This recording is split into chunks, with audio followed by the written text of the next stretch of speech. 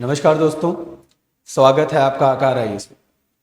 दोस्तों, आज की इस क्लास में हम बात करेंगे इतिहास के कुछ इंपॉर्टेंट टॉपिक्स के इंपॉर्टेंट फैक्ट्स के बारे में। तो आज का जो टॉपिक हमारा है वो है सिंधु घाटी की सभ्यता, जिसे आम भाषा में हम हड़प्पा की सभ्यता भी बोलते हैं। फिर अगला है चनहूदड़ो।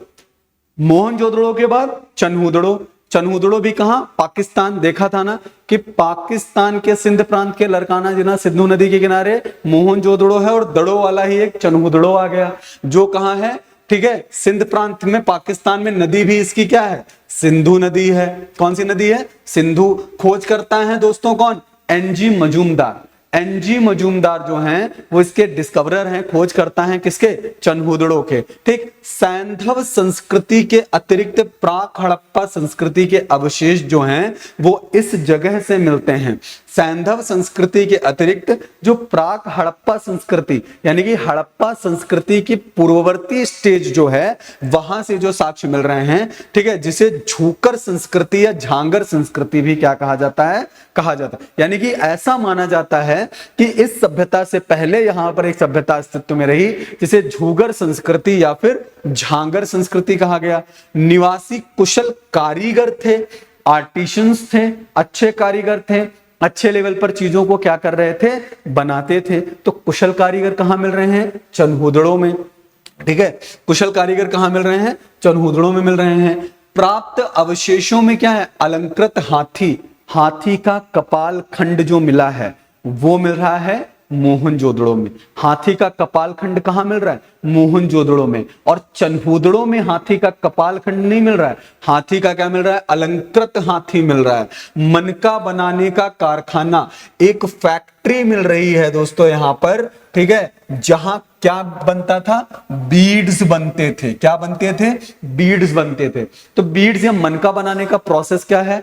बीड्स या मनका बनाने का प्रोसेस यह है कि पहले पत्थरों को लिया जाता था, फिर उनकी घिसाई करी जाती थी, घिसाई करने के बाद में फिर उन पर पॉलिशिंग करी जाती थी, पॉलिशिंग करने के बाद में फिर कलरिंग की जाती थी, उनको रंग दिया जाता था। रंग देने के बाद में फिर उस मनके में बीच में एक छेद किया जाता था और छेद करके बाद उनको फिर धागे या किसी में पिरोया जाता था। उससे फिर एक नेकलेस, ब्रेसलेट्स, एंकलेट्स, अलग अलग तरीके की चीजें बनती थी। तो मनका बनाने का कारखाना दोस्तों बेसिकली कहां है? चनहूदड़ो में मिला। ठीक है, उसके अलावा सौंदर्य प्रसाधन सामग्री, लिपस्टिक मिली। ठीक है, तो जिसका इस्तेमाल किसमें होगा?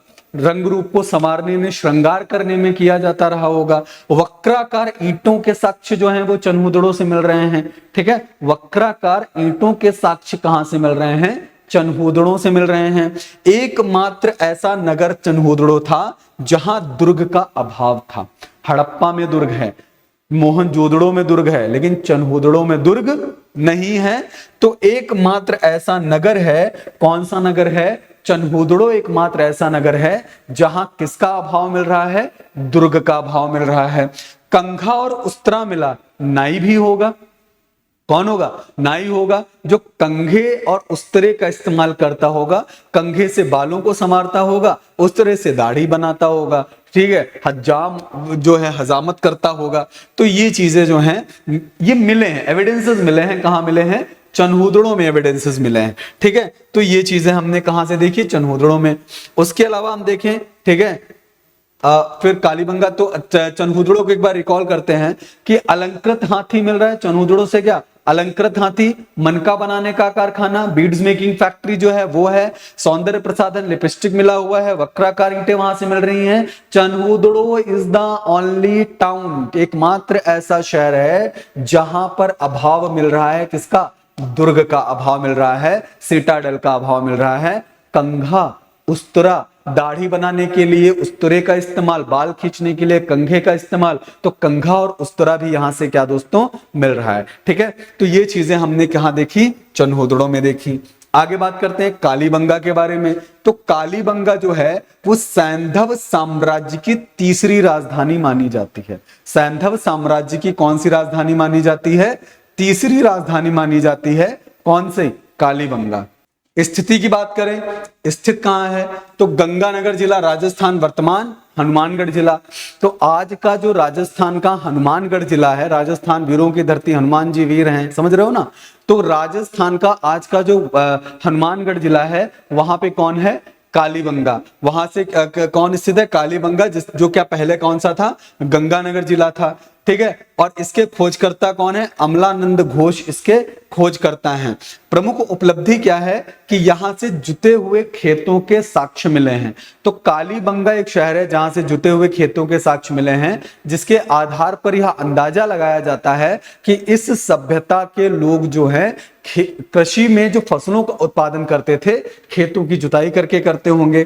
कालीबंगा में कोई स्पष्ट घरेलू या शहरी जल निकास प्रणाली नहीं थी। तो कालीबंगा में अगर ड्रेनेज सिस्टम को लेकर के, जल निकास प्रणाली को लेकर के सवाल आता है कि कौन सा ऐसा स्थल था हड़प्पा सभ्यता का जहां पर जल निकास प्रणाली नहीं थी अच्छी तरीके से, तो वो कौन है, कालीबंगा। जुते हुए खेतों के साक्ष्य कौन से स्थल पे मिलते हैं, तो जुते हुए खेतों के साक्ष्य कहां मिलते हैं, कालीबंगा में मिलते हैं। ठीक है, उसके अलावा शवों के अंत्येष्टि संस्कार है तो 3 विधियां अपनाई जाती थी।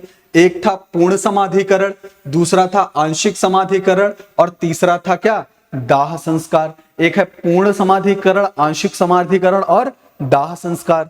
तो ये 3 विधियां थी जो कि अंत्येष्टि संस्कार यानी कि अंतिम संस्कार के लिए अपनाई जाती थी। अलग से प्राप्त अवशेष क्या है, अग्निवेदियां या हवन कुंड, काले रंग की मिट्टी की तथा कांच की चूड़ियां, बैंगल्स, जो चूड़ियों के साक्ष्य मिले हैं वो मिले हैं कहां से, कालीबंगा से, राजस्थान से। मेसोपोटामिया के बेलनाकार मोहरें, तो कुछ बेलनाकार मोहरें प्राप्त हुई हैं जो कहां की हैं, मेसोपोटामिया सभ्यता की हैं। तो मेसोपोटामिया की सभ्यता की बेलनाकार मोहरों का इस जगह से प्राप्त होना इस बात की ओर इंडिकेट करता है कि इनके संपर्क जो हैं वो डिस्टेंट लैंड यानी कि सुदूरवर्ती क्षेत्रों के साथ भी रहे होंगे। ठीक है, हो सकता है व्यापार एवं वाणिज्य के उद्देश्य से इन लोगों का दूसरे क्षेत्र के लोगों के साथ में संपर्क स्थापित होगा। तो मेसोपोटामिया की बेलनाकार मोहरें दोस्तों कहां से मिल रही हैं, कालीबंगा से मिल रही हैं। ठीक है, इसके अलावा अगर हम बात करें कपड़े में लिपटा हुआ उस्तरा, यहां से भी उस्तरा मिल रहा है। भूकंप आने का प्राचीनतम साक्ष्य भी जो है वो कहां है, कालीबंगा। ठीक है, राजस्थान। एक साथ 2 फसलें बोए जाने के साक्ष्य भी यहां से मिल रहे हैं, यानी कि एक साथ जो है कितनी फसलों का उत्पादन किया जाता था, 2 फसलों का उत्पादन किया जाता था। ठीक है, इस स्थान पर, इस शहर में, कालीबंगा शहर में जुते हुए खेतों के साक्ष्य कालीबंगा में मिल रहे हैं, और एक साथ 2 फसलें पैदा करने के साक्ष्य भी जो कहां मिल रहे हैं, कालीबंगा में। और मिट्टी के शंख जो है वो कहां मिल रहे हैं, कालीबंगा में। ठीक है, तो ये एविडेंसेस जहां से मिले हैं, साक्ष्य वहां से मिले हैं। अगला आपका है बनावली। ठीक है, तो बनावली हरियाणा का हिसार जिला, बनावली कहां है, हरियाणा के हिसार जिले में। उत्खननकर्ता इसके कौन है, RS बिष्ट हैं, जिन्होंने 1973 में इसकी खोज की। और कालीबंगा की 2 सांस्कृतिक अवस्थाओं यानी कि प्राक हड़प्पा और हड़प्पा कालीन के दर्शन होते हैं। ठीक है, तो कालीबंगा की तरह ही बनावली में भी हड़प्पा सभ्यता के जो है, ठीक है, 2 सांस्कृतिक अवस्थाओं यानी कि एक प्राक हड़प्पा सभ्यता और दूसरी हड़प्पाकालीन सभ्यता, यानी कि दोनों सभ्यताओं के एविडेंसेस, साक्ष्य जो मिलते हैं। जल निकास प्रणाली का अभाव यहां भी है। ठीक है, तो कालीबंगा की तरह यहां बनावली में भी किसका अभाव है, जल निकास प्रणाली का अभाव है। अवशेष क्या मिले हैं, मिट्टी के बने हल्की आकृति खिलौने के रूप में। तो मिट्टी के बने हल्की आकृति अगर मिल रही है तो यानी कि इसका इस्तेमाल किसके लिए किया जाता होगा, कृषि के लिए। तिल यानी कि तिल का उत्पादन भी हो रहा है। सरसों का ढेर, मस्टर्ड प्रोडक्शन भी चल रहा है। मनके यानी कि बीड्स भी यहां बनाए जा रहे हैं। मातृ देवी की लघुन मूर्तियां, मातृ देवी जो थी मदर गॉडेस, उनकी छोटी छोटी मूर्तियां जो हैं वो यहां से मिली हैं। तांबे के बाड़ाग्र, ऐसे बाण मिले हैं जिनके आगे की जो टिप होती थी वो तांबे की बनाई गई थी। मनुष्यों एवं पशुओं की मूर्तियों के साक्ष्य जो है वो इस जगह से मिले हैं, बनावली से। चर्ट के फलक वो बनावली से मिले हैं। सेलखड़ी स्टेटाइट बनावली से मिली है। पकाई मिट्टी की मुहरे बनावली से मिली हैं। तो ये कुछ इंपॉर्टेंट एविडेंसेस हैं जो कहां से मिले हैं, बनावली से मिले हैं। ठीक है, उसके बाद अगला आता है आपका सुरकोटदा। सुरकोटदा की स्थिति है कच्छ जिला, कहां, गुजरात। जगपति जोशी इसके क्या है, खोज करता है। अंतिम स्तर पर यहां से क्या मिली थी, घोड़े की अस्थियां मिली थी। एक बात ध्यान रखिएगा कि जो हड़प्पा सभ्यता है, हड़प्पा सभ्यता अश्व केंद्रित सभ्यता नहीं थी, बल्कि घोड़ों के जो अवशेष अधिकतम प्राप्त हुए हैं, यानी कि घोड़ों की जो प्रेजेंस अधिकतम दिखती है वो दिखती है वैदिक संस्कृति में, यानी कि वैदिक आर्यंस के टाइम पीरियड पे। तो सुरकोटदा में घोड़ों की अस्थियों के अंतिम स्तर पर साक्ष्य मिलते हैं। तो अस्थियों के साक्ष्य मिले हैं, जिससे ये अंदाजा लगा पाना मुश्किल है कि यह सभ्यता जो है वो घोड़ों को पालती थी या नहीं, यानी कि पशुपालन में घोड़े शामिल थे कि नहीं। ठीक है, तो ये चीज है। एक विशेष प्रकार का कब्रगाह भी यहां से क्या है, प्राप्त हुआ है सुरकोटदा से। ठीक है, फिर रंगपुर आ जाता है, अहमदाबाद जिला, गुजरात। खोजकर्ता एमएस वत्स हैं। ठीक है, और सैंधव सभ्यता की उत्तरावस्था है, यानी कि डिक्लाइन फेज है सैंधव सभ्यता का रंगपुर में। हड़प्पा सभ्यता के औरस पुत्र के नाम से जाना जाता है। तो रंगपुर को किस नाम से जाना जाता है, हड़प्पा सभ्यता के औरस पुत्र के नाम से। औरस पुत्र, दूसरा नाम क्या दोस्तों, औरस पुत्र। तो हड़प्पा सभ्यता का औरस पुत्र किसे कहा जाएगा, हड़प्पा सभ्यता का औरस पुत्र कहा जाएगा किसको, रंगपुर को। ठीक है, प्राप्त अवशेष में धान की भूसी के ढेर, कच्ची ईंटों के दुर्ग, नालियां, मृदभांड, पत्थर के फलक, ये सारी चीजें जो हैं वो मिलेंगी कहां, रंगपुर में। धौलावीरा, भचाऊ तालुका, कच्छ जिला, गुजरात। खोजकर्ता जीपी जोशी, उत्खननकर्ता आरएस बिष्ट। 27 जुलाई 2021 को धौलावीरा को यूनेस्को की धरोहर स्थल के रूप में शामिल किया गया। तो 27 जुलाई 2021 इंपॉर्टेंट फैक्ट है, 27 जुलाई 2021 को धौलावीरा को यूनेस्को की विश्व धरोहर स्थल की सूची में क्या किया गया, शामिल किया गया। और यह भारत का 40वां विश्व धरोहर स्थल है।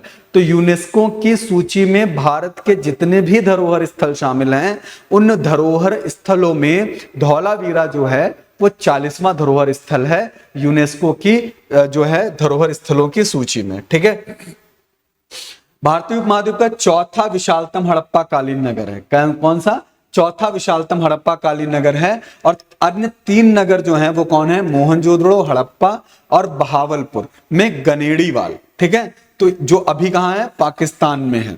धौलावीरा के मध्य या केंद्र में स्थित प्राचीर युक्त क्षेत्र जो है उसे मध्यमा कहा गया। और सबसे बड़ा साइन बोर्ड भी यहां से प्राप्त होता है, जिसमें सर्वाधिक 17 सैंधव लिपि अक्षर प्राप्त हैं, यानी कि सिंबल्स प्राप्त हुए हैं पिक्टोग्राफिक स्क्रिप्ट के फॉर्म में। ठीक है, तो ये 2 गोलाकार संरचनाओं की पहचान यहां से होती है, यानी कि हड़प्पा की पहली खगोलीय पर्यवेक्षणशाला। ऐसा माना जब 2 ऐसी संरचनाएं मिली हैं, 2 ऐसे आर्किटेक्चर मिले हैं जो किनकी संरचना क्या है, गोलाकार है। तो ऐसा माना जाता है कि यह हड़प्पा की पहली खगोलीय पर्यवेक्षणशाला होगी।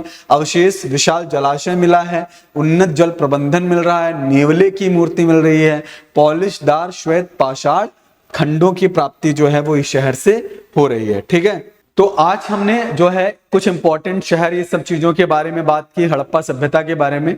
आगे जो है हम इसी को और कंटिन्यू करेंगे और आगे चल के इसके कुछ नगरीय विशेषताओं के बारे में, जल निकास प्रणाली के बारे में, इन सब चीजों पर, यानी कि जो एक तरीके से इसकी भौतिक विशेषताएं हैं, उन भौतिक विशेषताओं पर भी चर्चा करेंगे। धन्यवाद।